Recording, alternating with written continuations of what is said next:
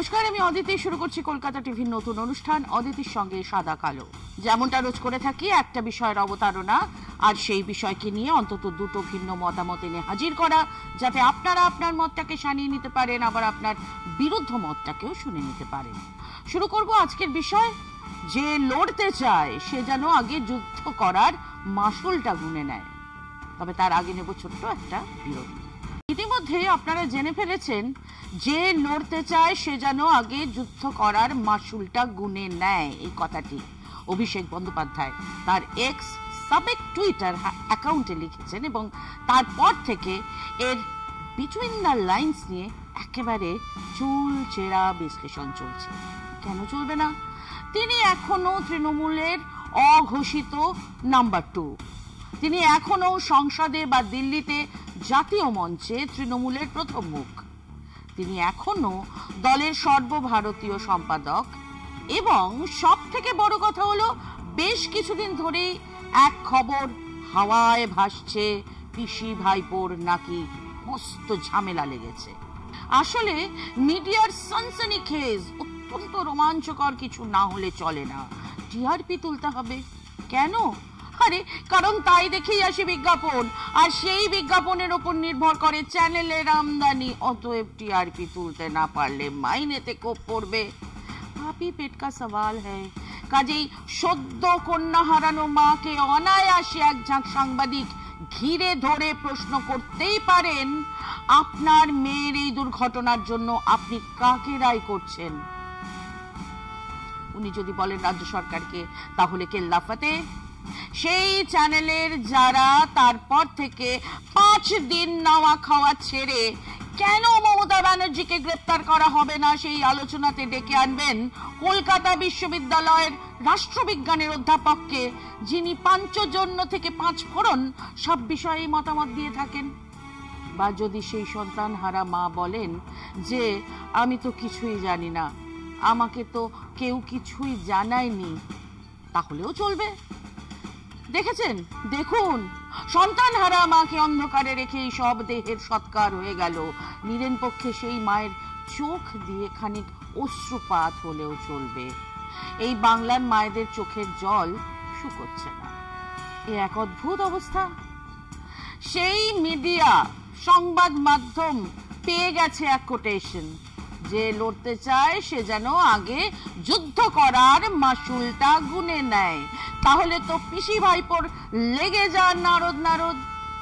কাজে আসুন বুঝে নি অভিষেক কিভাবে মমতার বিরুদ্ধে তার অস্ত্র শানাচ্ছেন। এটাই শীর্ষ আলোচনা।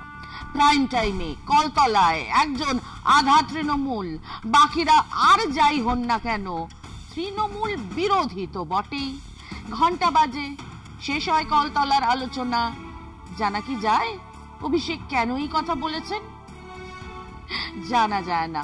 অতঃপর দর্শক শ্রোতার ক্লান্ত মন আরো এক চ্যানেলের কলতলায় গিয়ে বসে। আসলে খবর যদি মিলে যায়, তার মানে কি? তার মানে মোদ্দা কথা হলো, অভিষেক বন্দ্যোপাধ্যায় ঠিক এটাই চেয়েছিলেন ধোঁয়াশা তৈরি হোক, তাকে নিয়ে আলোচনা হোক, হচ্ছে। এবং 1 কেন 2 কেন 5 ঘন্টা আলোচনা করেও যে এর তল পাওয়া যাবে না, সেটাও সবার জানা। সময় আরো একটা বিরতি। এবারে আসুন অন্য দিক থেকে বিষয়টাকে একটু বোঝা যাক। চীনের এক আর্মি জেনারেল সান জু জন্মেছিলেন 544 খ্রিস্টপূর্বাব্দে, 47-48 বছর বেঁচে ছিলেন। আর তার লেখা দ্য আর্ট অফ ওয়ার ছিল মাও জেদুং এর এক প্রিয় বই। তিনি নিজেকে সান জুর ছাত্র বলতেন। হ্যাঁ, মাওয়ের নেতৃত্বে চীন বিপ্লবের প্রতিটি পদক্ষেপে সান জুর দ্য আর্ট অফ ওয়ারকে অনুসরণ করা হয়েছে।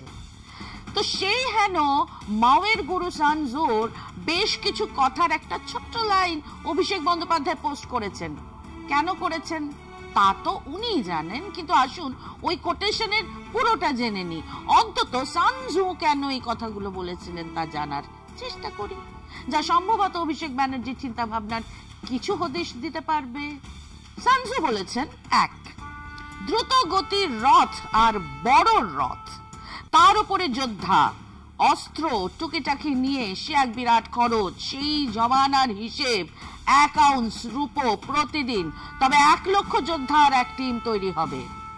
এরপর বলেছেন 2, যদি বিজয় অনেক দূরে হয়, মানে জিততে গেলে অনেক সময় লাগে, তাহলে অস্ত্রে জং ধরবে, জয়ের আকাঙ্ক্ষা কমে যাবে। যদি অবরোধ চলতে থাকে তাহলে শক্তি ক্ষয় হবে। এরপর তার কথা 3, এই যুদ্ধ যদি চলতেই থাকে তাহলে ঢাকের দায় মনসা বিকোবে। এবং 4, যদি তোমার অস্ত্রে জং ধরে, তোমার উৎসাহে ভাঁটা পড়ে, তোমার শক্তি ক্ষয় হয়, অর্থ ব্যয় হয়, তাহলে তোমার অন্য সেনাপতিরা সুযোগ বুঝে সুবিধে নিতে এগোবে এবং তার অবশ্যম্ভাবী পরিণতি রুখে দেওয়া অসম্ভব। অতএব 5 নম্বর, কাজেই আমরা শুনেছি যুদ্ধে তাড়াহুড়ো করে বোকারা, কিন্তু যুদ্ধ জয়ের জন্য প্রচুর সময় নষ্ট করাটাও বুদ্ধিমানের কাজ নয়। এবং সানজু শেষ করছেন এই বলে যে এই সব কথা মেনে যে লড়তে চায় সে যেন আগে যুদ্ধ করার মাসুলটা গুনে নেয়, এবং বাকিটা নিয়ে আপনারাই মাথা ঘামান। মতামত জানান আমাদের sadakalo.kolkatatv@gmail.com ইমেলে। আজ আসি, দেখতে ভুলবেন না অদিতির সঙ্গে সাদা কালো।